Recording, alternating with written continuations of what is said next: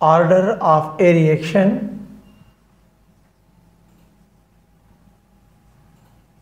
एक रिएक्शन के ऑर्डर से क्या मुराद है। फिर इस ऑर्डर के हम टाइप्स पढ़ेंगे,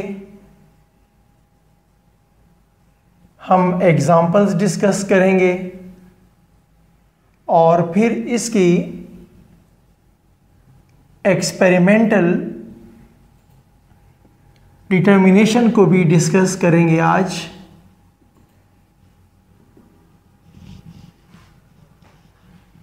ऑर्डर ऑफ रिएक्शन से क्या मुराद है। ऑर्डर से मुराद how many parts, how many atoms, how many molecules of reactants are causing a reaction,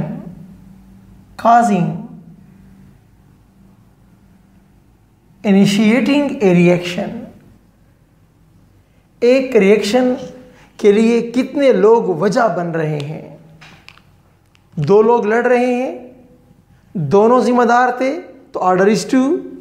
दो लोग लड़ रहे थे, एक बेकसूर था एक कसूरवार था, तो कसूरवार क्या हो जाएगा, ऑर्डर ऑफ रिएक्शन हो जाएगा। तो आपने ये देखना होता है एक्सपेरिमेंटली कि रिएक्टेंट साइड पे जो एटम्स मॉलिक्यूल्स मौजूद हैं वो किस कदर जिम्मेदार हैं। रिएक्शन को काज करने के लिए कौन कौन जिम्मेदार है, किस हद तक जिम्मेदार है, इस चीज को बोलते हैं ऑर्डर ऑफ रिएक्शन। बेसिकली तो आप रेट इक्वेशन में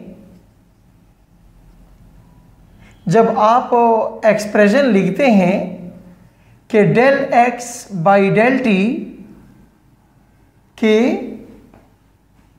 लेट सपोज कोई रिएक्टेंट ए है, कोई रिएक्टेंट मेरे पास बी है, ए की पावर एल पी की पावर एम। तो what is order of reaction. Order of reaction को शो करते हैं एन के साथ।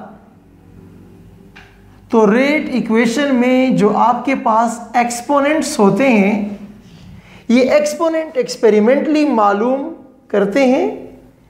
जब हर रिएक्टेंट का पार्शियल ऑर्डर मालूम हो जाता है, उन दोनों को हम जमा करके इसको हम ऑर्डर ऑफ रिएक्शन बोलते हैं। यानी ए के इस कदर अमाउंट रिएक्शन को काज करने के लिए जिम्मेदार है, बी के इतनी अमाउंट रिएक्शन को करवाने के लिए जिम्मेदार है। कौन कितना जिम्मेदार है, कौन किस कदर रिएक्शन के लिए वजह बन रहा है, इनिशिएट कर रहा है, इसको बोलते हैं ऑर्डर ऑफ रिएक्शन। एक और टर्मिनोलॉजी है N represent order of reaction.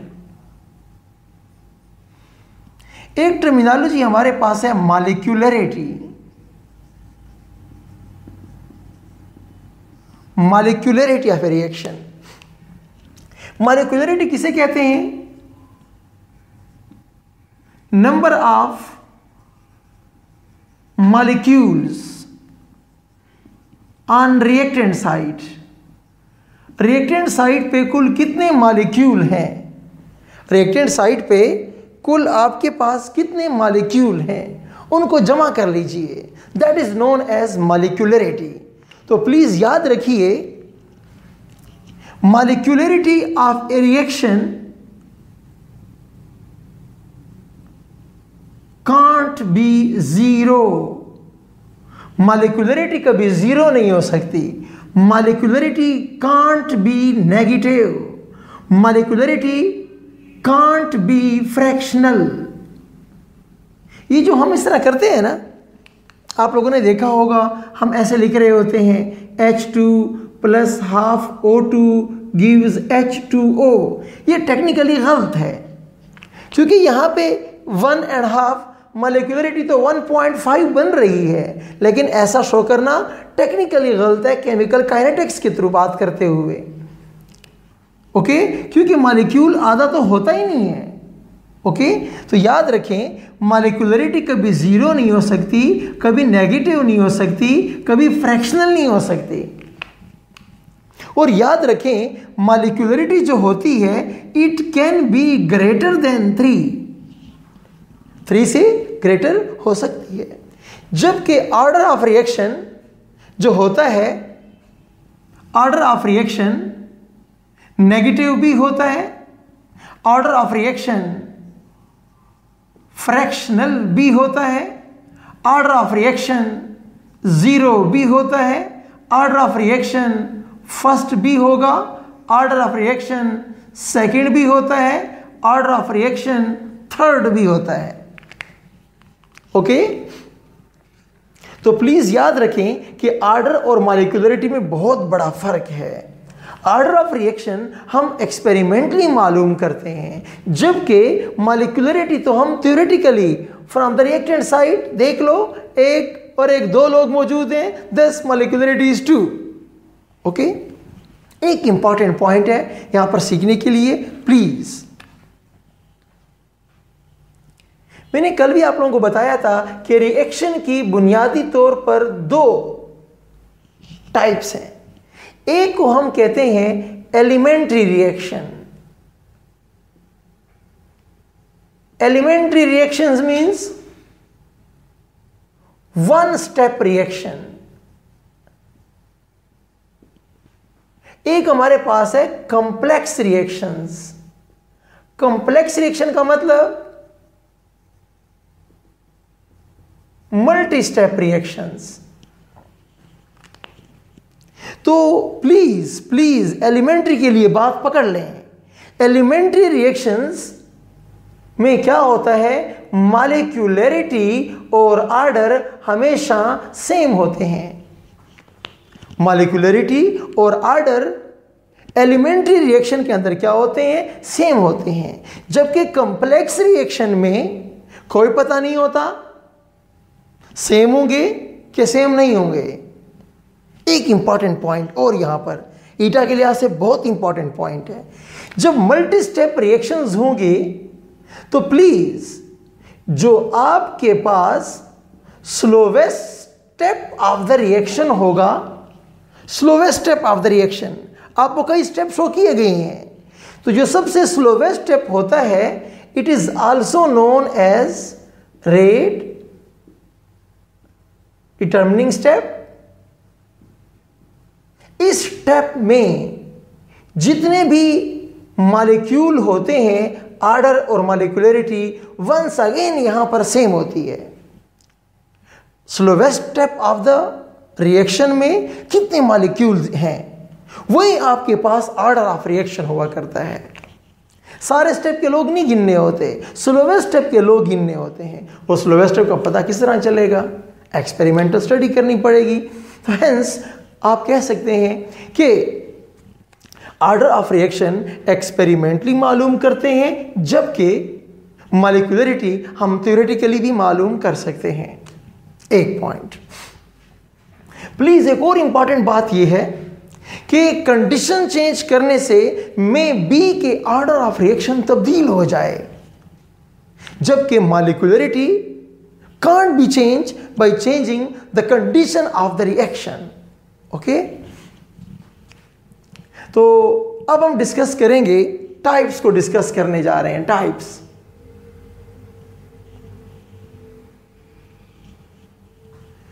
तो यहां मैं मेंशन कर चुका हूं कि हमारे पास नेगेटिव ऑर्डर ऑफ रिएक्शन भी होता है, type 1, type 2 fractional order of reaction भी होता है, टाइप 3 जीरो ऑर्डर भी होता है, फर्स्ट ऑर्डर भी होता है, सेकंड ऑर्डर भी होता है, थर्ड ऑर्डर भी होता है। तो हमारे पास कितने टाइप्स हो गए, हमारे पास 2 to 4 6 type of order of reactions are there. एक और टर्मिनोलॉजी भी मैं समझाना चाहता हूं, वो ये है कि जब आपके पास मॉलिक्यूल ज्यादा हो लेकिन ऑर्डर ऑफ रिएक्शन कम हो, तो इसको हम सीडो ऑर्डर भी बोलते हैं। बात पकड़ ली कि जब मॉलिक्यूल ज्यादा हों और रिस्पॉन्सिबल लोग कम हों तो उसको सीडो ऑर्डर ऑफ रिएक्शन भी बोलते हैं। मॉलिक्यूल 2 है, जिम्मेदार 1 है, तो pseudo first order of reaction बन जाएगा। Okay, negative order of reaction आपके कोर्स में नहीं है, फ्रैक्शनल आपके कोर्स में नहीं है, मैं मामूली सा इनको टच करने जा रहा हूं। ओके, तो आप जानते हैं ओजोनोलाइसिस का रिएक्शन आप जानते हैं। अगर मैं एक बैलेंस रिएक्शन लिखूं ओजोनोलाइसिस में तो क्या होगा? Ozone 2O3 breaks into 3O2। Mechanism आप जानते हैं कि ओजोन टूटता है, O2 बनाएगा, फिर नेसेंट ऑक्सीजन रिलीज करेगा, फिर वो रिवर्स लड़ते हैं, फिर ओजोन बनाते हैं। इस प्रोसेस में रिवर्सिबिलिटी मौजूद है, मैकेनिज्म वाइज रिवर्सिबिलिटी मौजूद है। तो जब हम इसका रेट ऑफ रिएक्शन लिखते हैं, जब इसका हम रेट ऑफ रिएक्शन लिखते हैं तो प्लीज रेडी हो जाएं पॉइंट की तरफ। With respect to ozone order is 2, with respect to oxygen order is -1। तो पूरा ozonolysis reaction negative order of reaction नहीं है। प्लीज, एग्जाम्पल तो बड़ी मशहूर है, लेकिन आपको समझना होगा, जानना होगा कि with respect to oxygen molecule it is negative order of reaction. Net order of reaction क्या हो जाएगा? 2 - 1, 2 - 1 answer is 1, it is first order reaction. Okay, अब नेगेटिव का मतलब क्या होगा? अगर ऑक्सीजन की मिकदार बढ़ाते जाएंगे तो रेट ऑफ रिएक्शन कम पड़ता चला जाएगा। इसकी मिकदार को आप बढ़ाते चले जाएंगे तो rate of reaction decreases. Okay, अब मैं आता हूं फ्रैक्शनल ऑर्डर ऑफ रिएक्शन की जानिब। फ्रैक्शनल ऑर्डर ऑफ रिएक्शन आप लोग जानते हैं एसिटल्डिहाइड को। एसिटल्डिहाइड कि जब पायरोलिसिस होती है, थर्मल डिकम्पोजिशन होती है, इससे क्या बन जाता है? इससे बन जाता है मीथेन और इससे बन जाता है कार्बन मोनोऑक्साइड। ओके, तो आप क्या देखेंगे कि यहां पर जो आपके पास क्या हुई है, आपके पास जो पायरोलिसिस हुई है, इसका ऑर्डर क्या होगा? ये देखें, del x by del t k acetaldehyde 3/2, order is 3/2 यानी कि 1.5। तो क्या हो गया है? फ्रैक्शनल ऑर्डर ऑफ रिएक्शन भी हुआ करते हैं। और भी कई एग्जांपल आपके पास मौजूद हैं। सिमिलरली आप कह सकते हैं कि H2 प्लस Br2 का जो रिएक्शन होगा 2HBr बनेगा in the presence of sunlight. जब आप इसके ऑर्डर को आप मेंशन करेंगे तो आपको क्या मिलेगा कि hydrogen power 1, bromine power half. With respect to bromine order is 0.5। क्यों? यहां पर ब्रोमीन रेडिकल कारोबार कर रहा होता है। तो ये मेरे पास क्या हो गए? ये कुछ एग्जाम्पल मैंने कोड कर दिए फ्रैक्शनल ऑर्डर ऑफ रिएक्शंस के। अब मैं बात करूंगा जीरो ऑर्डर ऑफ रिएक्शन के ऊपर। हम बात करेंगे इसके ऊपर, जीरो ऑर्डर ऑफ रिएक्शन के ऊपर। ये देखें जनाब, हाइड्रोजन और क्लोरीन को आप हीटअप करेंगे सनलाइट की मौजूदगी में तो क्या बन जाता है? 2HCl। आप हाइड्रोजन की मिकदार बढ़ाएं, आप क्लोरीन की मिकदार बढ़ाएं, rate of reaction remain constant. What is this? इसको बोलते हैं जीरो ऑर्डर ऑफ रिएक्शन। अगर इसके लिए आप लिखना चाहें del x by del t के हाइड्रोजन पावर 0, क्लोरीन पावर 0, ये एक जीरो ऑर्डर ऑफ रिएक्शन है। सिमिलरली आप अमोनिया की डिकम्पोजिशन को ले लीजिए। जब आप वोल्फ्रम की मौजूदगी में इसको आप हीट करेंगे, वोल्फ्रम टंगस्टन, इसको जब आप हीट करेंगे तो ये टूटता है, N2 प्लस 3H2 में कन्वर्ट होगा। तो लोगों ये भी आपके पास क्या है, जीरो ऑर्डर ऑफ रिएक्शन है। ओके, अब जीरो ऑर्डर के बारे में एक अहम बात, जब आपके पास जीरो ऑर्डर होगा, प्लीज जो ईटा के स्टूडेंट्स हैं बहुत ही ख्याल करें, del x by del t is equal to k। Let suppose जो भी रिएक्टेंट है उसकी पावर क्या है, जीरो, ये जीरो ऑर्डर है। पहला पॉइंट तो आप जानते हैं कि रिएक्टेंट की मिकदार बढ़ाने से रेट ऑफ रिएक्शन तब्दील नहीं होता, पॉइंट 1। पॉइंट नंबर नेक्स्ट क्या है कि rate is always equal to rate constant. कमाल की बात पकड़ें, यहां पर rate of reaction will be uniform. आप जब भी रेट निकालना चाहें, रेट कांस्टेंट है, तुम्हें एवरेज की कभी जरूरत यहां पड़ती नहीं है। ओके, क्योंकि जो रेट होता है वो तो रेट कांस्टेंट के बराबर है, और कांस्टेंट की वैल्यू तो कंसंट्रेशन पे डिपेंड नहीं करती। तो ये, और तीसरा पॉइंट मैंने कल आप लोगों को बताया था कि जीरो ऑर्डर में जो रेट कांस्टेंट होता है उसकी जो यूनिट होती है वो रेट ऑफ रिएक्शन के बराबर होती है। Got it? Let's move toward first order of reaction. Please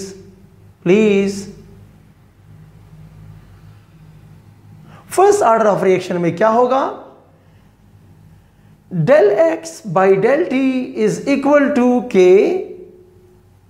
a की पावर 1। पकड़िए इस बात को। पहला पॉइंट क्या है कि अगर मैं कंसंट्रेशन को डबल कर दूं तो रेट भी क्या हो जाएगा, रेट ऑफ रिएक्शन डबल्स। मैं 3 गुना कर दूं वो भी 3 गुना हो जाएगा। डरे नहीं कि डबल की बात आती है फिर ट्रिपल की बात आप लोगों को नहीं आती। मैं इसको डबल करता हूं वो डबल होता है, मैं इसको हाफ करता हूं वो हाफ होता है, मैं इसको क्वाड्रपल करता हूं तो रेट ऑफ रिएक्शन क्वाड्रपल्स, 4 गुना हो जाएगा। और अगला पॉइंट आप जानते हैं कि यूनिट क्या होगी रेट कांस्टेंट की, second inverse are the units of rate constant. अब इसकी एग्जांपल्स आपकी बुक में कई एग्जांपल्स कोट की गई हैं। फॉर एग्जांपल बोरोमीन को जब आप होमोलाइटिकली क्लीव करते हैं तो क्या बन जाएगा, आपके पास बोरोमीन के रेडिकल बन जाएंगे। तो ये एक फर्स्ट ऑर्डर रिएक्शन है। सिमिलरली जब रेडियोएक्टिव डिसइंटीग्रेशन होती है रेडियम से, जब रेडान बनता है और अल्फा रे भी साथ एमिट होती है तो ये भी आपके पास क्या है, फर्स्ट ऑर्डर रिएक्शन है। सिमिलरली आपके पास नाइट्रोजन पेंटाऑक्साइड की थर्मल डिकम्पोजिशन, बशर्ते के ये गैसियस हो, point to be noted, condition से ऑर्डर चेंज होता है। प्लीज मैं कह रहा हूं, या इसको गैसियस फॉर्म में ले लीजिए, हीट कर दो इसको तो ये टूट जाएगा, आपके पास 2NO2 प्लस हाफ O2 में कन्वर्ट हो जाएगा। या फिर एक और काम करें, ऐसा करें कि N2O5 को आप CCl4 में डिसॉल्व कर दीजिए, उसके बाद आप गर्म करेंगे फिर भी ये फर्स्ट ऑर्डर होगा। इसके अलावा ये फर्स्ट ऑर्डर में नहीं होगा। ओके, अब हम आगे चलते हैं, सेकेंड ऑर्डर की बात करेंगे। ओके,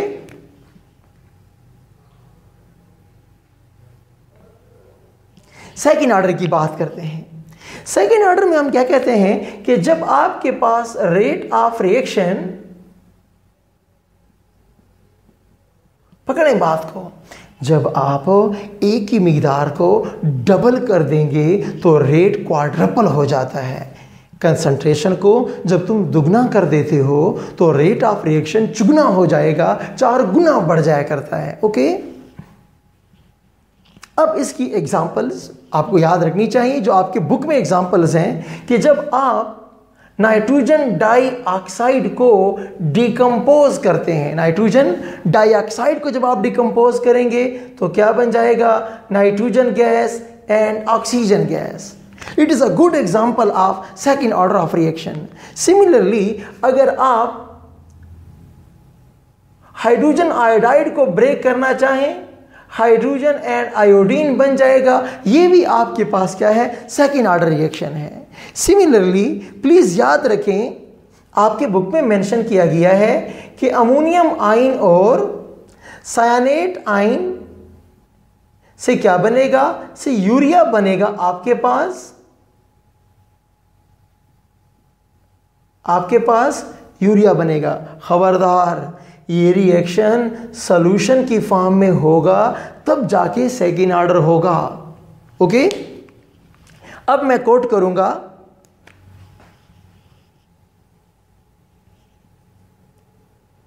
थर्ड ऑर्डर की बात करेंगे। थर्ड ऑर्डर, पहला पॉइंट कि थर्ड ऑर्डर ऑफ रिएक्शन में हम ये कहते हैं कि अगर आप कंसंट्रेशन को डबल कर दोगे तो रेट ऑफ रिएक्शन 9 गुना नहीं 8 गुना बढ़ता है। 9 गुना नहीं, 9 टाइम नहीं, 8 टाइम इंक्रीजेस। अगर आप इसकी मिकदार को डबल कर दोगे तो rate of reaction increases by 8 times. Okay, ये पहला पॉइंट। अब उसके बाद आपके बुक में एग्जांपल कोट की गई हैं, वो आपको आनी चाहिए। कैसे, ये देखें, 2NO और हाइड्रोजन को आप हीटअप करेंगे गैसियस फेज में, ये भी गैस होगा, ये भी गैस होगा, तो नाइट्रिक ऑक्साइड क्या होगा, रिड्यूस होगा। आपके पास यहां पर नाइट्रस ऑक्साइड बनेगा और आपके पास क्या बनेगा, वाटर बन जाएगा। This is laughing gas, nitrous oxide. Similarly अगर आप नाइट्रिक ऑक्साइड और ऑक्सीजन गैस का रिएक्शन करेंगे तो वंस अगेन आपके पास 2 नाइट्रोजन डाइऑक्साइड बनेगा, ये भी आपके पास थर्ड ऑर्डर रिएक्शन है। एक इंपॉर्टेंट एग्जांपल जो आपको अक्सर डिस्टर्ब करती है कि जब आप फेरिक क्लोराइड को पोटाशियम आयोडाइड के साथ रिएक्ट करते हैं, पोटाशियम आयोडाइड के साथ, तो आपके पास आयरन आयोडाइड बनेगा 1 और आपके पास 6 पोटाशियम क्लोराइड बनेंगे और आयोडीन गैस भी release, iodine as a gas release होगी। अब यहां पर काम की बात कौन सी है, with respect to ferric chloride order of reaction is 1, with respect to potassium iodide order of reaction is 2, the net order of reaction is 3, 2 + 1 = 3। Okay, अब हम डिस्कस करने जा रहे हैं experimental determination of order of reaction. Experimental determination of order of reaction. हमारे पास कई physical methods हैं, हमारे पास कई केमिकल मेथड्स हैं जिनसे हम ऑर्डर ऑफ रिएक्शन मालूम कर सकते हैं। ओके, मैं कुछ इंपॉर्टेंट मेंशन कर लेता हूं। नंबर 1 हमारे पास है ग्राफिकल मेथड। प्लीज, आपके कोर्स में नहीं है, मैं सिंपल एक पॉइंट इसमें दूंगा आपको। पॉइंट ये है कि ग्राफिकल मेथड तब अप्लाई करोगे जब यूनिमॉलिक्यूलर रिएक्शन होगा। When only one reactant is there, you can apply graphical method to calculate order of reaction. And over here, हम ग्राफ ड्रा करेंगे between rate and concentration। तो कंसंट्रेशन की power अगर 1 है और स्ट्रेट लाइन आ जाए तो फतवा लगा दो कि ये तो फर्स्ट ऑर्डर ऑफ रिएक्शन है। अगर नीचे पावर 2 के साथ स्ट्रेट लाइन आती है तो फिर सेकंड ऑर्डर है, एंड सो ऑन। ओके, अगला आपके पास है half life method. Half life method भी आपके कोर्स में नहीं है।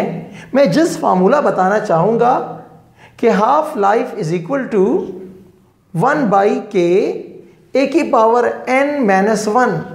n is order of reaction, a is initial concentration. a क्या है? a मेरे पास इनिशियल कंसंट्रेशन है, ओके। k मेरे पास रेट कांस्टेंट है और t हाफ मेरे पास क्या है? ये मेरे पास हाफ लाइफ कहलाती है, ओके। थर्ड इंपॉर्टेंट मेथड है हमारे पास वांट्स हाफ इक्वेशन मेथड। आपके लेवल पे नहीं है, हम बीएससी में पढ़ाया करते हैं। फोर्थ हमारे पास है isolation method, also known as large excess method. मैं यहां पर आपको एक इंपॉर्टेंट पॉइंट बताना चाहूंगा, ईटा में एक दो बार आ चुका है।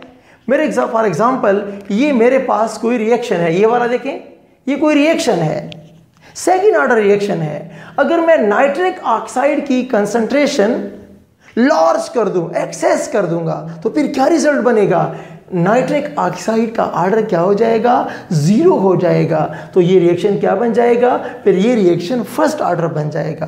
देखा, कंडीशन चेंज की है मैंने, रिएक्टेंट चेंज नहीं किए, कंसंट्रेशन बढ़ा दी है, लार्ज एक्सेस कर दिया है, तो ये क्या बन जाएगा? सीडो फर्स्ट ऑर्डर बन जाएगा एक सेकेंड ऑर्डर से। तो जिस चीज की भी मिकदार आप लार्ज एक्सेस कर देंगे, उसका ऑर्डर ऑफ रिएक्शन क्या हो जाएगा? 0 हो जाया करता है। नेक्स्ट हमारे पास एक है डिफरेंशियल इक्वेशन मेथड।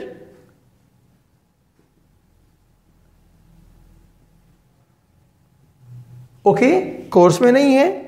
और लास्ट वन जो हमारे कोर्स में है, दिस इज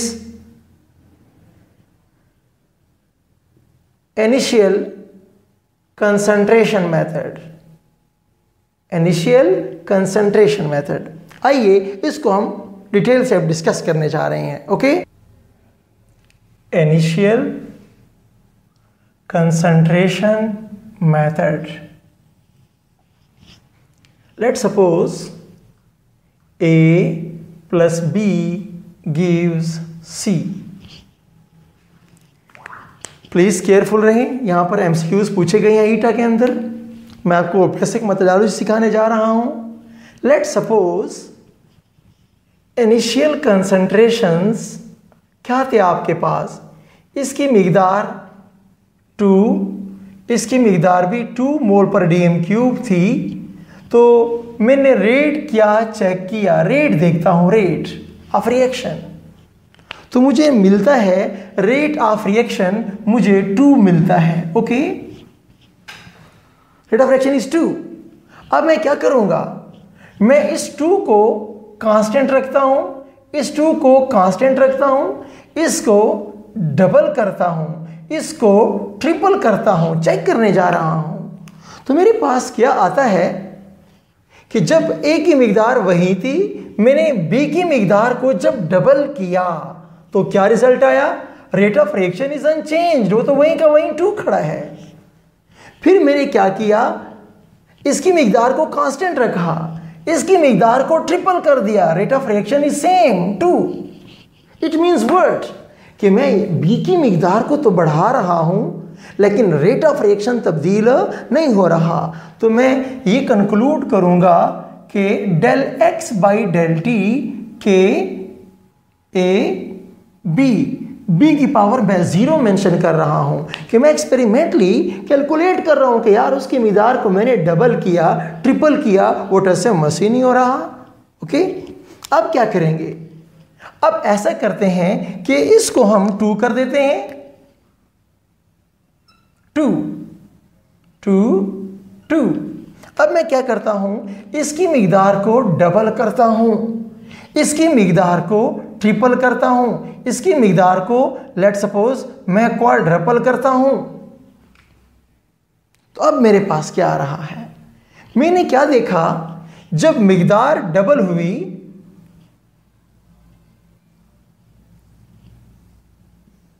क्या देखा मैंने कि जैसे मैंने ए की मिकदार को डबल कर दिया, रेट भी डबल हो गया। जैसे मैंने इसको ट्रिपल कर दिया, रेट भी ट्रिपल हो गया। जैसे मैंने ए की मिकदार को क्वाड्रपल कर दिया, ये भी क्वाड्रपल हो गया है। इसका मतलब ये है कि with respect to A power is 1, with respect to A power is 1। तो मेरे पास यहां पे मैं लेट करता हूं कि के क्या था, के की वैल्यू 1 थी। आप कोई भी चेक करें, आइए we check it. Rate is equal to 1, concentration of A power 1, concentration of B power 0। मैं कोई भी चेक करता हूं, आइए मैं ये वाला चेक करने जा रहा हूं। क्या वैल्यू है 8, क्या वैल्यू है 2। आइए चेक करते हैं। 8 1s are 8, 2 की पावर 0 इज इक्वल टू 1, 8। तो वो देखें आपका 8 क्या हो गया, कंफर्म आ रहा है। तो अब मैं क्या कहूंगा कि order of reaction is equal to 1 + 0 is equal to 1। तो ये फर्स्ट ऑर्डर ऑफ रिएक्शन है। तो प्लीज आपको गिवन डेटा जो होता है वो 0 पॉइंट समथिंग में होता है, आप उनसे घबराएं नहीं। आप सिर्फ उन डेटा में देखें कि डबल हो रहा है, ट्रिपल हो रहा है, इस चेंज को पकड़ें और उसके साथ आप रेट को पकड़ें। चेंज और रेट को टैली करें आपस में, तो आपके पास निशानी तो है ना कि जब टच से मस नहीं होगा फिर 0 ऑर्डर होगा, डबल करने से वो भी डबल हो गया तो फर्स्ट ऑर्डर होगा, डबल करने से क्वाड्रपल हो गया तो फिर सेकंड ऑर्डर होगा, डबल करने से वो एक टाइम बढ़ गया है तो फिर आप क्या कहेंगे कि ये तो जनाब थर्ड ऑर्डर ऑफ रिएक्शन है। ओके, तो ये थे हमारा आज का लेक्चर।